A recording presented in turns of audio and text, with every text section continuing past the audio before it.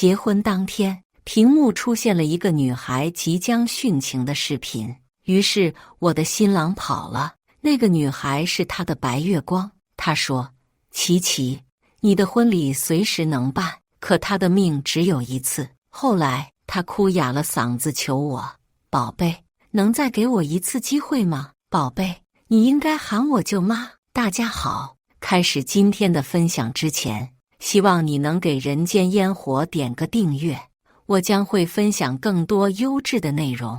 我在万光瞩目下，拖着白纱裙，挽着父亲的手，缓缓上台。那一刻，我幻想着我们婚后的美好生活。就在主持人准备致辞之时，突然大屏幕出现一个女孩：于浩，我后悔了，别离开我，没有你活着真的没有任何意义。台下惊呼。视频中的女孩拿着刀片划破了自己的手腕。于浩松开我的手，转身就要走。于浩，我红着眼眶呼喊一声，我不希望他为别的女孩丢下我。琪琪，婚礼随时能办，可他的命只有一次。说完便丢下我，头也不回地跑出礼堂。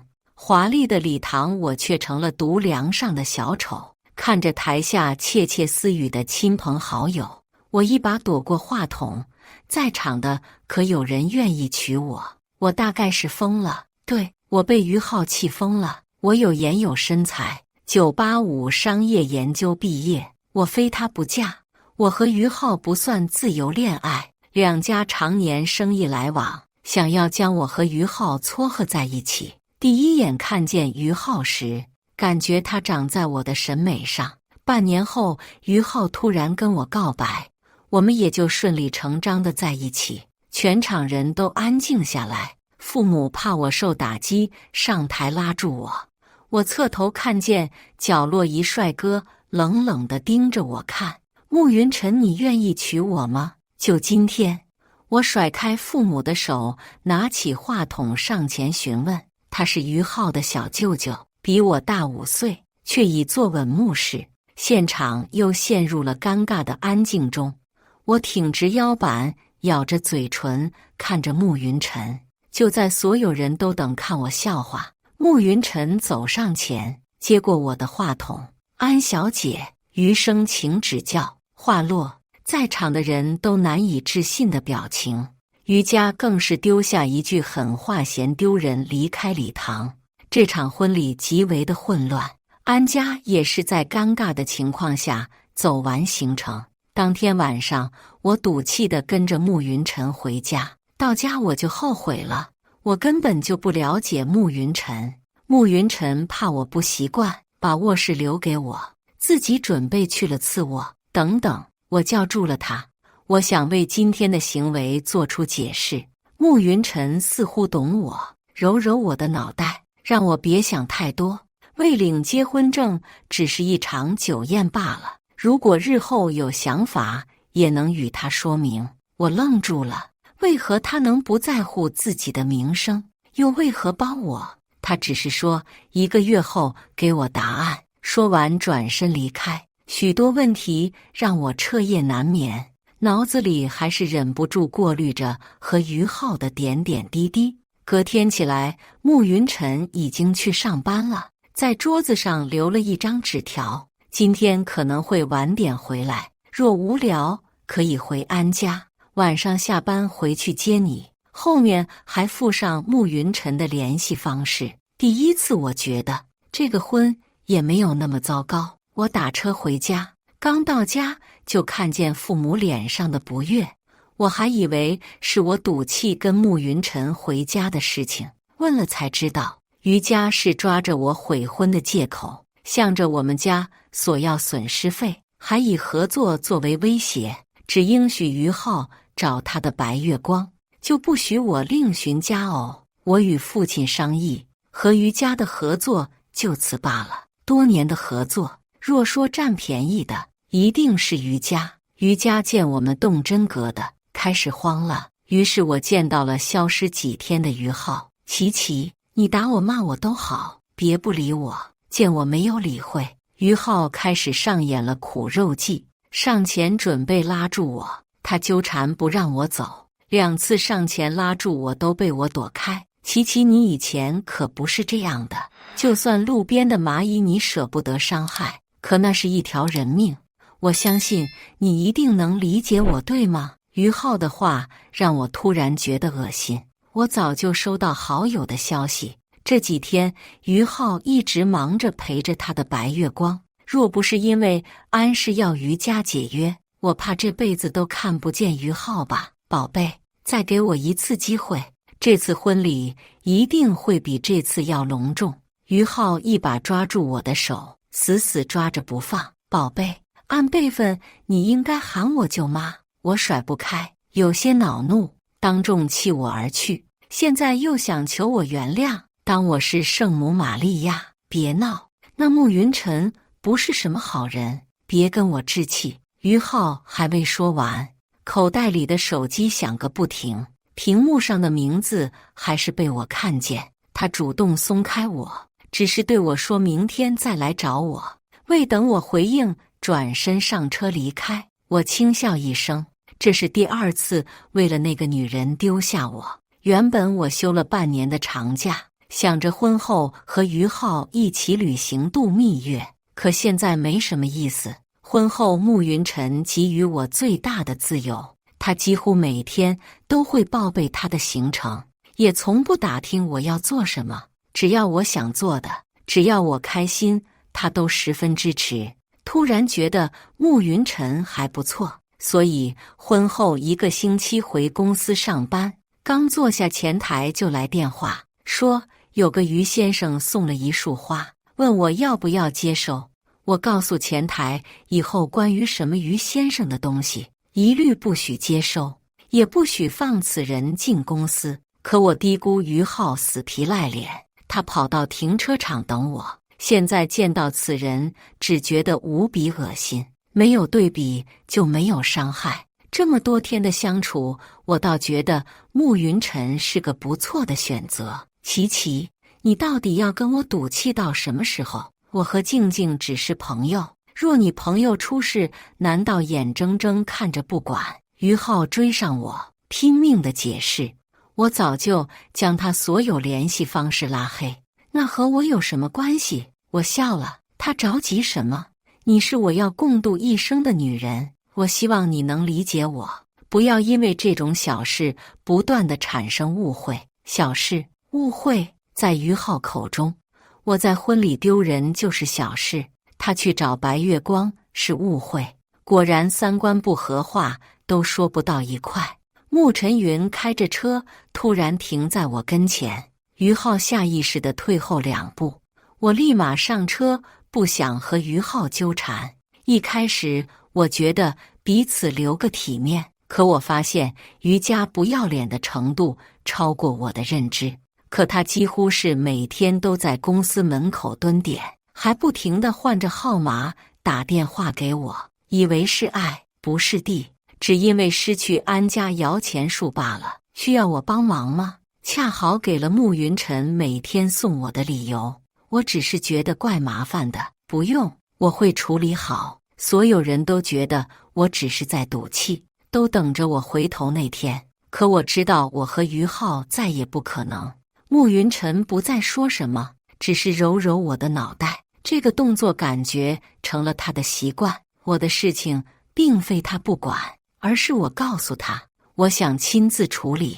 他只是告诉我，若有残局，他愿意替我收场。你是安琪？我去茶水间打水，跟前出现一个穿着连衣裙的女子，我一眼便认出是静静。有事？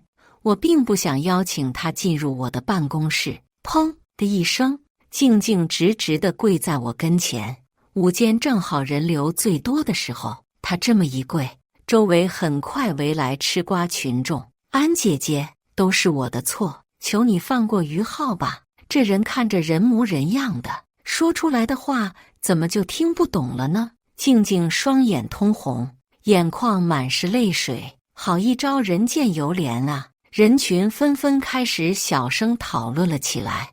我和于浩原本可以幸福，若不是因为他家非要联姻，我算是听出来了，这是怪我利用联姻将他俩拆散。说完了吗？我说人话他也未必听得懂，也不想把时间浪费在他身上，管他要说什么。我现在对于浩没有半点兴趣。那刻时，我突然发现，原来我对于浩并没有多爱，只是觉得彼此合适结婚罢了。我是不知道这个静静到底跟于浩说了什么，隔天就跑上门兴师问罪。琪琪，我都跟你解释，我和静静只是朋友，你为何要那羞辱她？不知到底是于浩太渣，还是静静太茶。昨天的事情早就被同事拍了下来，而且我也三番两次说明我已经结婚了。琪琪，我知道你心里还是有我的，我是真的爱你，给彼此一次机会好吗？这种无用的纠缠让我十分烦躁。于浩趁我不注意抱住我，不管我怎么挣扎都没有用。我知道你不爱慕云晨，你只是在利用他，让我吃醋。我不信才几天你就变心。我依旧挣扎着。于浩紧紧将我抱在怀里，大声吼道：是，我不爱慕云晨，那又怎么样？利用慕云晨，想让你知道，我安琪也不是非你不嫁。说完这句话，回头那一刻，我后悔了。慕云晨不知道什么时候站在我身后，此时才发现我被于浩算计了。他应该早就发现慕云晨，才会故意这样说的。所以我刚刚说不爱慕云晨，利用他这些话，他都听见了。不知道为何我心里却莫名的紧张了一下。慕云晨，看着慕云晨突然转身的那一刻，我用尽全身力气挣脱于浩，追了上去。我是没有想到慕云晨居然这么小气。一连2、3天我都没有见到他，不知是不是出于愧疚，我居然主动拨打他的电话。电话那头响了许久都没有人接，看来慕云晨是真的生气了。看着手机，我突然感觉自己好幼稚，想着晚上回来把事情说开。隔天醒来，我确定慕云晨在躲我。不好意思，小姐，没有预约，我们没有办法让你进去的。我已自报身份。前台小姐眼神中带着不屑。安琪，你怎么在这儿？就在我还在考虑要不要再给慕云晨打电话时候，于浩居然出现在慕室。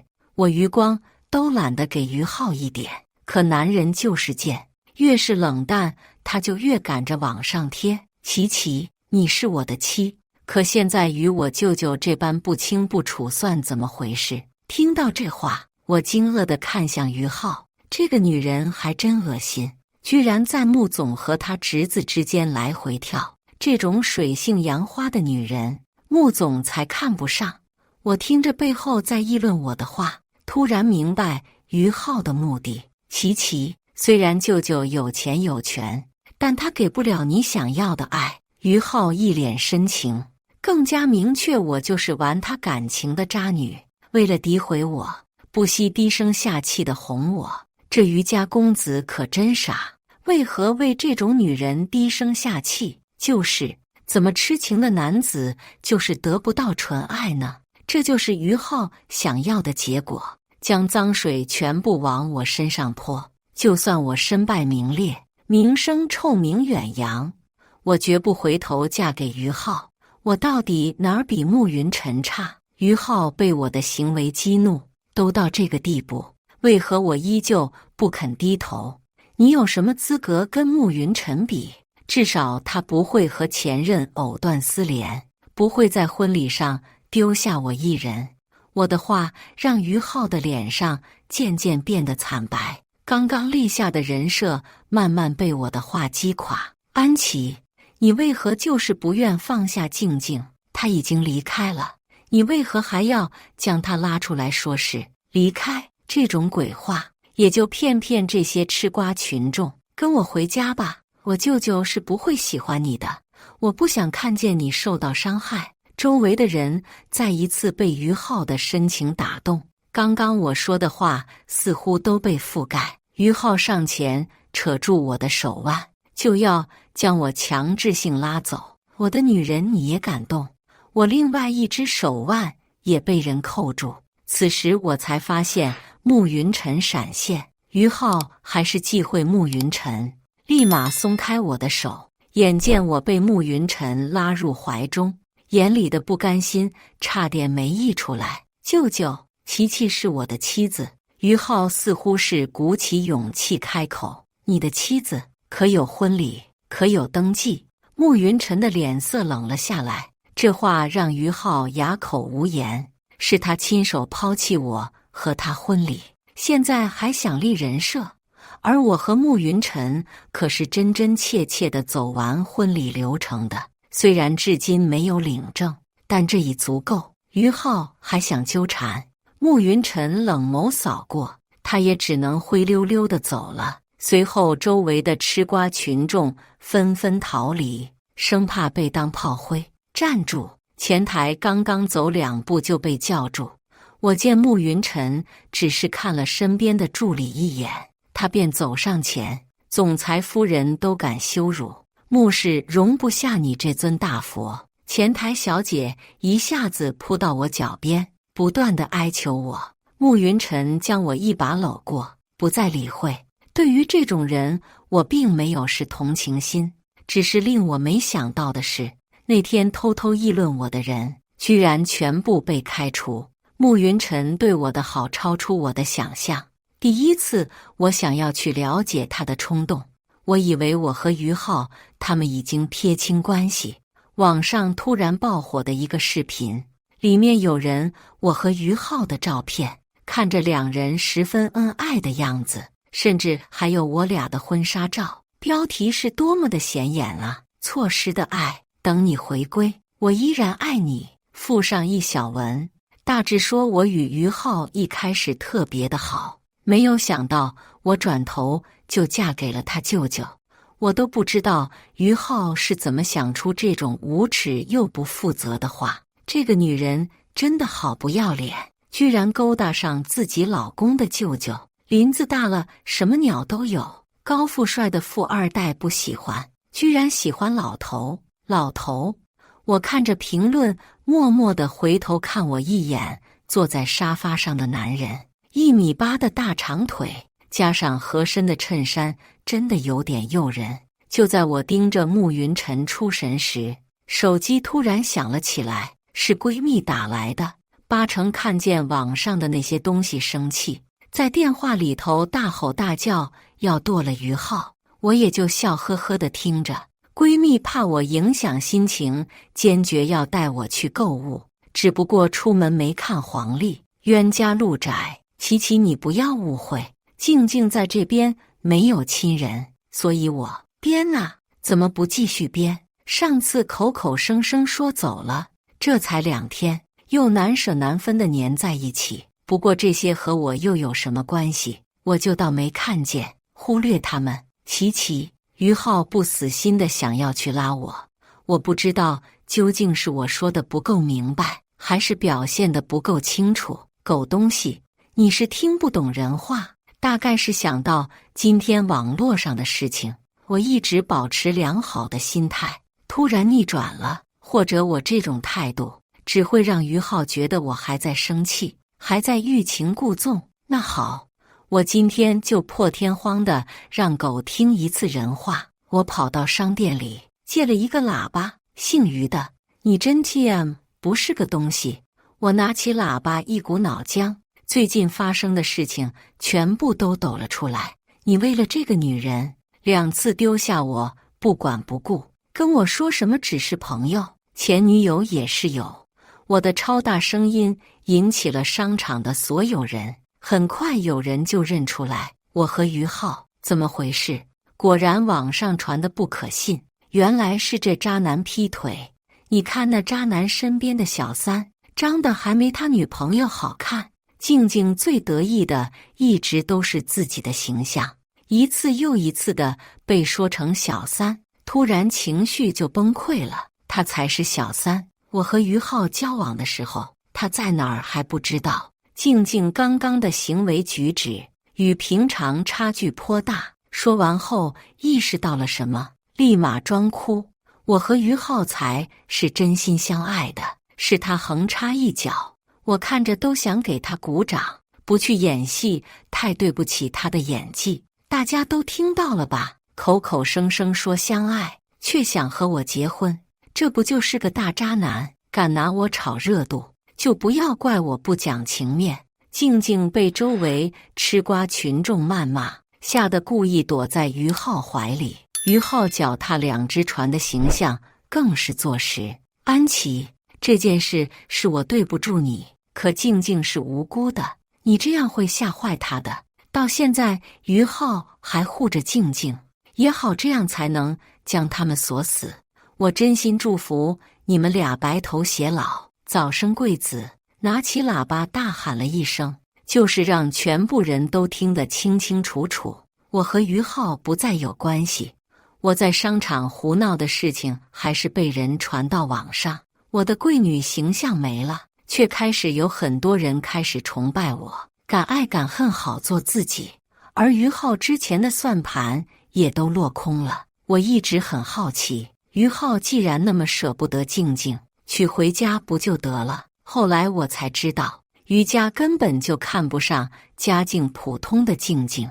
于家和我家断了合作，最近公司盈利急速下降，逼得于家人又上赶的跑我家求和。哎呀，这都是孩子闹的事，咱们这么多年的朋友可不能说散就散。那天我正好回家，刚进门就听见于母尖锐的嗓子嚷着：“我父母只是本分，不是傻子。这么明显的事情能看不出来？大姐说的对，这么多年的友情自然不能断。再说了，咱们还是亲戚呢。”我脸上带着一抹浅笑。他进门的那一刻，于家父母脸色有些微变。琪琪，你这孩子瞎喊什么呀？于母脸上的尴尬肉眼可见。我与云晨都结婚了，还抱有幻想。我毫不留情面开口，顺便坐在于家人跟前。现在我们是平辈，不是吗？你这孩子，玩笑话怎么能作数？于浩都说了，你就是为了跟他怄气，怄气那不至于牺牲我自己的幸福。都闹到这个地步，居然不肯放手，那大姐就等着当姑姑，到时候就知道我是不是在怄气。说完这话后，于浩不知道什么时候跑了进来。琪琪，你为了气我，就这样下作自己？这话听着有点好笑，我只是轻笑一声，没有开口理会于浩。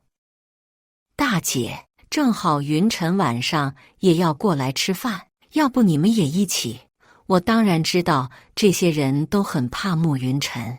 果然听到慕云晨要来，于家人赶紧起身。于浩还想说什么，被于母硬拉走。老安啊，我希望你还是慎重考虑一下。临走时，于父一脸严肃地跟我爸说道，那口气似乎是在命令。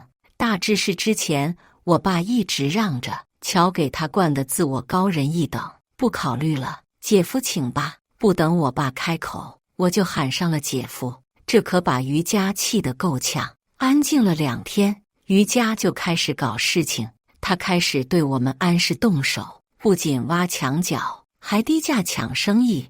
我心中还是有些担心，最近回家的频率也越来越多。放心吧，琪琪，安家的名声可不是白来的，若能撬走的，我安东也不屑合作。看着我爸爸这么淡定，我心也放心了不少。果然和我爸爸说的一样，这么多年生意好不是没有理由的。相反，也不知是谁将于氏撬墙角的事情捅了出去。这于氏的日子属实是越来越不好过。于是他们找到了慕云晨。云晨啊，咱们才是一家人，这合作的事情自然是先考虑自己人。今天难得休息，我起来的时候正好听到楼下大厅他们在商量什么合作。我并未想过要和于氏合作。慕云晨拒绝得很干脆，原本安家对他就有忌讳，3言2语就将安家对得无言可对。而于母虽然是慕云晨的姐姐，却是同父异母，两人压根就谈不上亲情。这安家怕是屁股还没有坐热，慕云晨就下令驱赶，这让安家面子过不去，又不敢在慕云晨跟前发气。安抚气的当场给了安母一巴掌，气冲冲的走了。今天怎么没去公司？等人都走后，我这才从楼上下来，听说我要和安家合作，我这不得好好看看合同。慕云晨说完话，并没有看我，心虚的我有点尴尬。我这不因为害怕于家对我家不利，这才放出消息慕氏要和安家合作的消息，只是没有想到于家居然真敢上门。于家上次在慕云晨这边吃瘪，居然找上我。琪琪，你是个好孩子，这么多年我也一直把你当亲闺女，看看又准备给我上眼药了。我不作声，安静看他表演。你和于浩的事情是他有错在先。哎，于母一脸歉意，还想继续在我跟前打感情牌。事情过去就过去了，说起来我还得感谢于浩，若不是他，我又怎么能阴差阳错和云晨结婚呢？我这话一出，可把于母气够呛，却又在一个劲的隐忍，脖子都起青筋。琪琪，现在于家的情况并不好，看在你之前和于浩好的份上，能不能帮帮于家？于母大概是知道我的性子，也不打算拐弯抹角，说的也直白。不好意思，我帮不上忙，安氏还没有那能力，我凭什么帮他们？如今这个地步，不就是他们咎由自取的，还想拿合作来威胁我们？可笑，最后搬起石头砸自己的脚。琪琪，就算阿姨求你了，安氏不行，还有穆氏。于母见我起身想走，急忙制着我的手，脸上大颗泪水往下掉。安琪，你果真狠心，我妈都如此低声下气求你。于浩不知道从什么地方跑出来，你们说这话是想道德绑架我吗？我们长辈说话，你一个小辈插什么嘴？就算于浩再怎么不承认我和慕云晨结婚不争的事实，琪琪，我会等你回心转意的那天。说完咬着牙拉着于母走了。我还以为于浩能有什么大出息，没有想到传出和静静订婚的消息，作为长辈自然是需要给他们送祝福了。琪琪，只要你说句话，我立马取消订婚宴，于浩就跟狗皮膏药一般又粘上我，没必要。祝你俩幸福。说完我就走，我可不想留下来辣眼睛。刚出门口，静静似乎等在那儿。我和于浩都订婚了，最好离他远点。静静和平时的柔弱成鲜明的对比，眼神狠厉，看来是个狠角色。难怪于浩会不顾一切跟他在一起。那就管好你的狗，别一天到晚跑出去滥情。静静明显被我的话激怒了，可惜就他这种根本就不是我的对手。从于浩和静静订婚后，我以为于家就能消停点，没有想到他们是四处造谣，想要坏安家名声。幸亏我们安家名声好，这谣言根本就没起来，相反，生意越发的好。后来我爸才告诉我，是慕云晨帮的忙，还主动提出要跟我们安家合作。我和慕云晨的关系也越来越好，只要他有空，除了陪我回家吃饭以外，都会制造一些小惊喜，哄我开心。这不，今天晚上又准备带我去吃新开的餐厅吃饭。原本约好的时间，我却临时的需要加班。慕云晨非但没生气，还打算来接我。等我忙完，已经是晚上8点半了。刚从电梯出来，准备去车库找慕云晨，只感觉背后一疼，什么也不知道。等我再一次醒来，我的手脚都被捆绑。醒了，跟随声音，我抬头看去，是静静。安琪，没有想到有今天吧？我看着静静朝着我走过来，脸上没有以往紧致的妆容，更没有以往的柔弱。如果我现在明知故犯告诉他绑架是犯法的，估计他也听不进去。要不是你，我于浩也不会现在这样。就是你，都是因为你。静静突然发疯，一帮一把扯住我的头发。在他疯癫的言语中，我大致是猜到于浩和他订婚只不过是想要来气我，想着知道我到底还爱不爱他。没有想到我不仅不生气，还去送祝福。当天晚上，于浩就和静静取消婚礼。于浩以忘不掉为由，让静静以后不要再跟他联系，还拿了一笔钱让他回家。静静受不了刺激，只能拿我开刀。以我对于浩的了解，在利益面前，静静实在微不足道。于浩本就是这种人，你还没看清吗？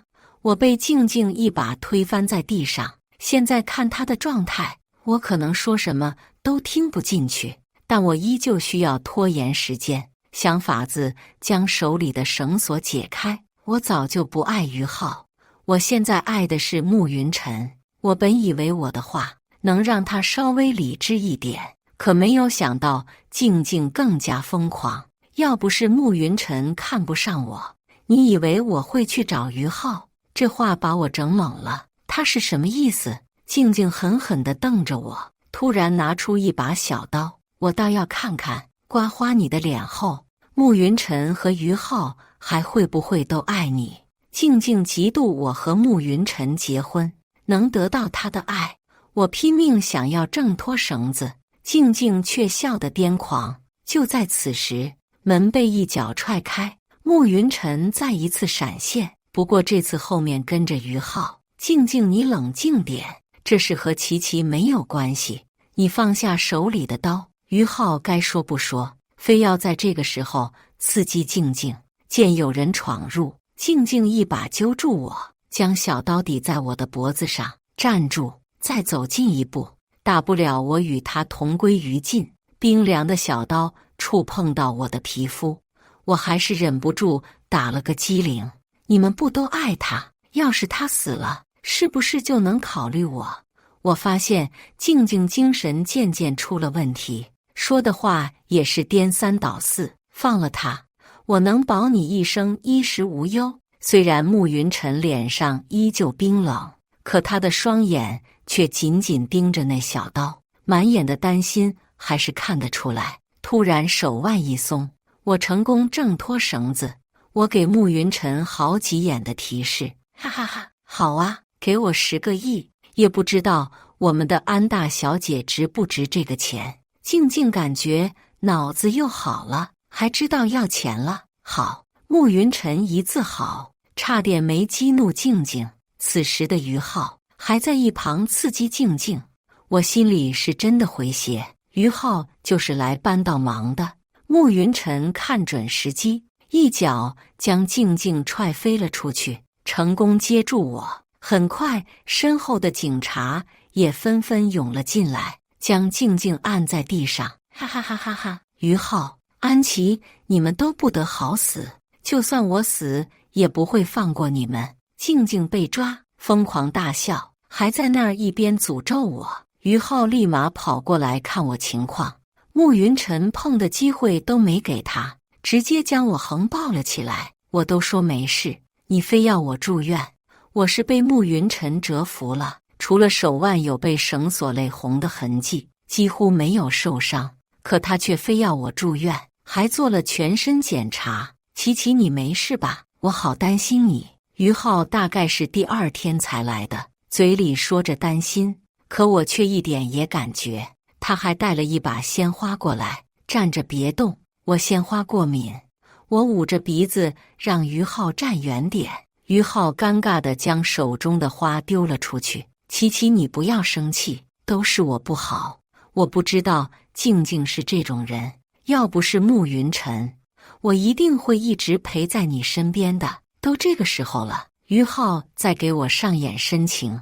他在那儿不停地诉说自己被静静怎么哄骗的，而我却在想法子挣脱这个狗皮膏药。正巧此时慕云晨来电话，喂老公，我和宝宝都没事，你好好上班，不要担心。我这话让于浩吓傻了。宝宝，琪琪你怀了慕云晨的孩子？于浩一脸难以置信地看着我。我们在一起将近2年，你碰都不让我碰，和慕云晨才不到1个月，居然……于浩大概是接受不了，一会儿哭一会儿笑的。琪琪，我那么爱你，为何就是不给我机会？突然，于浩走过来，按住我的肩膀，拼命摇晃。啪！我一直叫他冷静，可他听不进去，我也只能给他一巴掌，让他冷静冷静。琪琪，把孩子打掉，我们重新开始好不好？我知道你心里还有我，一定是慕云晨逼你的。于浩自我洗脑，我现在觉得他和静静真的很配，受不了这种人。我按下紧急铃，让医生把于浩赶出去。慕云晨知道于浩来闹后，叫了2个保镖。不过我很想问，我到底要在医院待多久？等最后一项检查出来，我就带你回家。慕云晨比之前的语气还要温柔。不知不觉，我陷了进去。我以为我说谎，让于浩以为我怀孕，就不会来纠缠我。没有想到他更加疯狂，只要慕云晨不在，甚至都敢跑到我家来。琪琪，跟我走，天涯海角都行。于浩还是一心觉得我心里还有他，不管我说了多少遍多少次，他就是听不进去。管家把他赶出去，多喊些人，下次别把这种人放进来。慕云晨突然回来，吓得于浩一个劲往后退。慕云晨，你怎么说也是长辈，你怎么能抢我的妻子？于浩也不知哪儿来的勇气，指着慕云晨大吼：丢出去！慕云晨半点多余的话也不想说。随后管家叫了几个保安，准备将于浩丢出去。琪琪，我知道你还爱我，因为害怕他才会这样对我，是不是？只要你跟我走，我会把你的孩子当做我亲生的。我整个大无语。于浩是魔怔了吗？于浩还是被无情丢了出去，而我不知道啥时候被慕云晨拉入怀中。孕妇可不能久站，这慕云晨也疯了吗？我之前不都跟他解释了，你欠我一个孩子，准备什么时候还我？慕云晨突然低音附在我耳旁小声说道：这我哪把持得住啊？我从慕云晨挣脱出来，反过来壁咚他，要孩子不得有个过程。下一秒，我的虎狼之词就得到了回应。慕云晨差点没将我憋死。从发生关系后，我和慕云晨可以说是乳胶似漆。于浩依旧没有放弃追我的念头，可惜他根本就没有机会接近我。于家的生意也越来越差，就算上门求了我家好几次，我爸依旧无动于衷。最后于家濒临破产，于母还想指望我回心转意。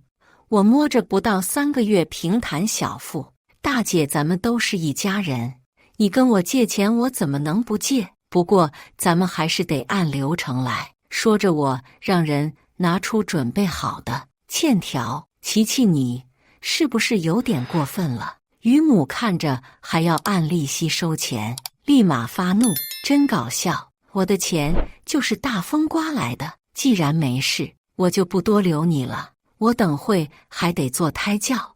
我将胎教2个字说得很重。于母气呼呼落荒而逃的背影还真的挺好玩的。于浩想纠缠都没机会纠缠，直到我去产检，他蹲点。所以上次你说怀孕是在骗我的。于浩趁我不注意将我拉到楼梯口，现在不就是真的？我与他保持距离，护着肚子，总感觉他会对我不利。安琪，你果真不爱我了。于浩步步朝着我走过来，感觉事情不妙，我转身就跑。于浩一把将我扯了过来，用手掐着我的下颚。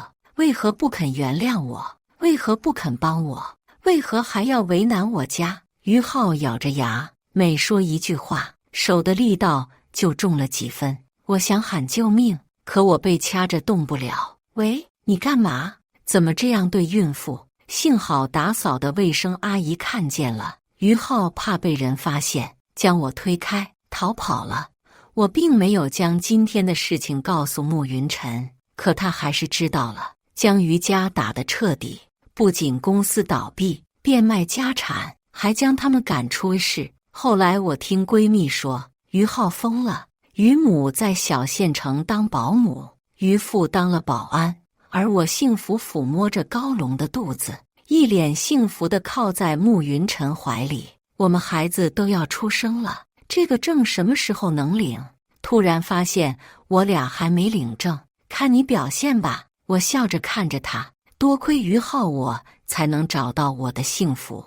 以上就是今天分享的故事，大家有什么想说的、想吐槽的，欢迎在下方评论交流，也更希望能给人间烟火点个订阅，我将会分享更多优质的故事内容。